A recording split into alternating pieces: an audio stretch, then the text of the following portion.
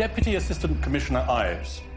You have previously stated that we must now expect terrorists to use crude CBRN weapons that could cause mass devastation to this city. Could you explain exactly what that means?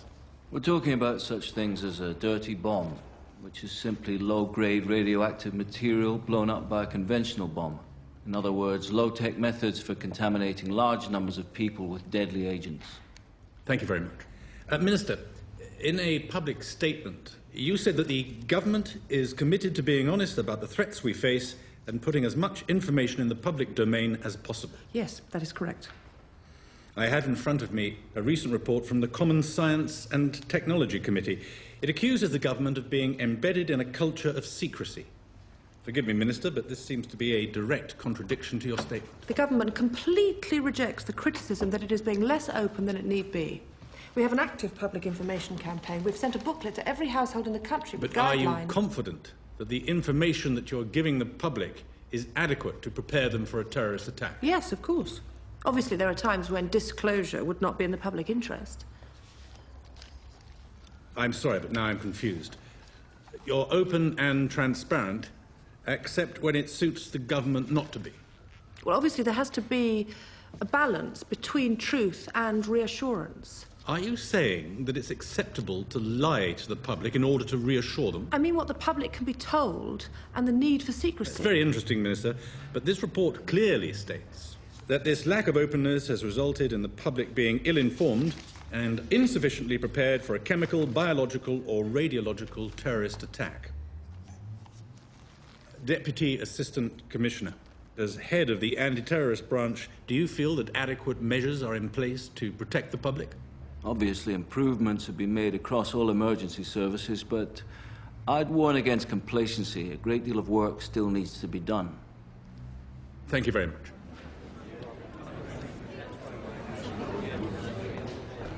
John! That was public record.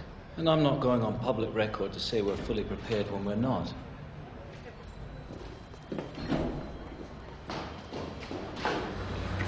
We've allocated £330 million on Homeland Security. That's a huge commitment when the public's demanding hospital beds. What else do you expect us to do? In the States, they're spending 15 times more per head than we are, and even they don't think that's enough. You're saying all the work we're doing, all the plans, new equipment count for nothing? I'm saying we shouldn't confuse activity with achievement. Out of a force of 30,000, the Met have only 1,500 officers with protective suits and 2 days training. We'd struggle to deal with a large-scale conventional attack. If a CBRN weapon went off... If it went off, John. Nicola, I've seen Al-Qaeda's plans for these weapons. With the IRA, we knew 90% of what they were up to, and they still got through. With this lot, we're lucky if we know 20%. It's naive to hope it won't happen.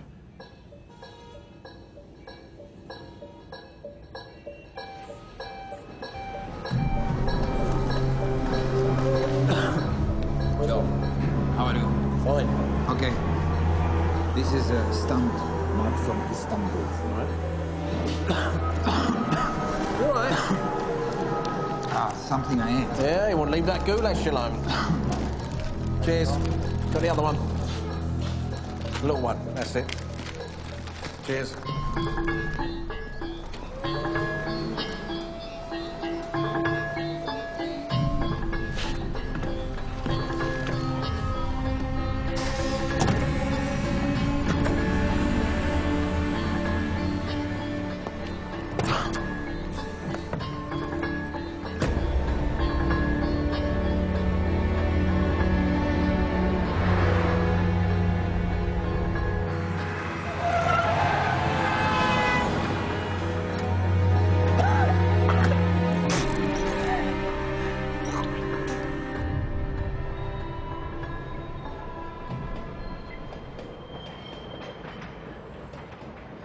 Come on, Mr. Rashid.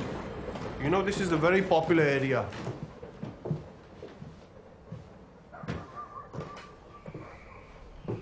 There's a post office close by. Also, the tubes are 5 minutes away. Buses. And there's a market on Saturday. Show me the cellar.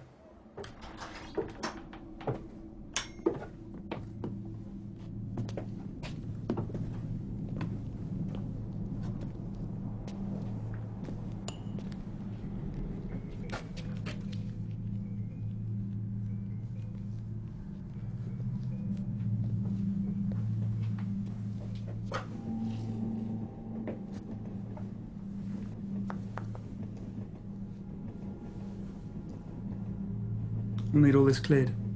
It'll cost you How much? 70 quid.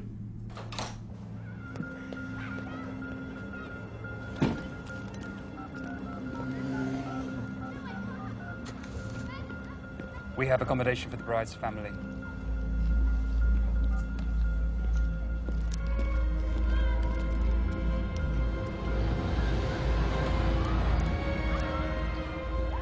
This isn't the IRA. With this lot, we don't know who they are, we don't know where they are. We have no inside informants, and they don't give warnings. First thing to understand about Islamist terrorist groups, there's no single cell. Don't write it down, remember it. The logistics cell. These boys will be embedded in the target country. They're likely to be British nationals, so they'll stay low-key. They won't associate with other known extremists. They may not even attend mosque. Found the house.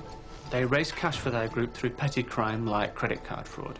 They provide passports, safe houses, equipment, etc. They gather all the elements that make an operation in this country possible. Now, the 3 North Africans at Menworth Hill recently entered the country under false IDs. So they won't be part of logistics cells? Correct. They're obviously checking out the base.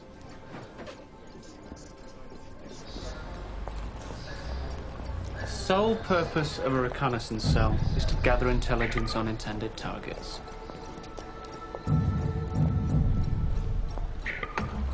They're closer to the planning of an attack, and far more likely to be foreign nationals. But neither the logistics nor the reconnaissance cell will be your suicide bombers. The attack cell. These boys will be your battle-hardened veterans. Jihad nutters who fought in Chechnya, Bosnia, Kashmir. Not as such. Fanatics, however you want to describe them.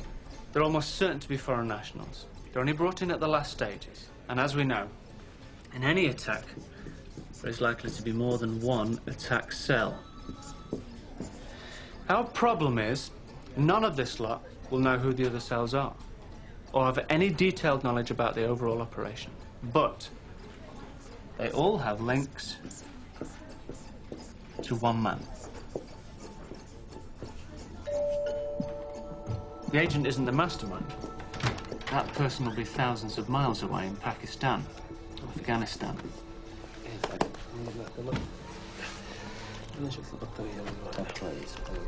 The agent is the manager.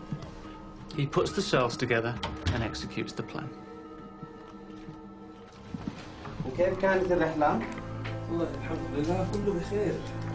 He'll be white-collar, well-travelled, highly educated, and have lived in the West for several years. He'll have multiple identities and impeccable cover. He could be a doctor, a lawyer, a university professor. The point is, he'll be invisible and skilled at hiding his tracks.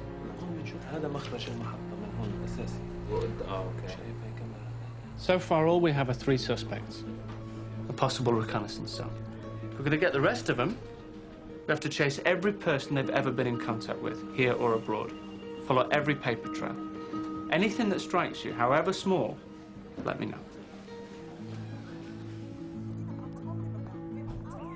But you don't listen to me.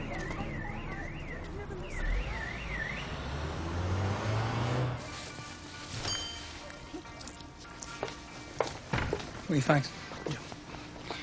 I get 20 JPS, please. And a SIM card from a mobile and a pay-as-you-go top-up card, please.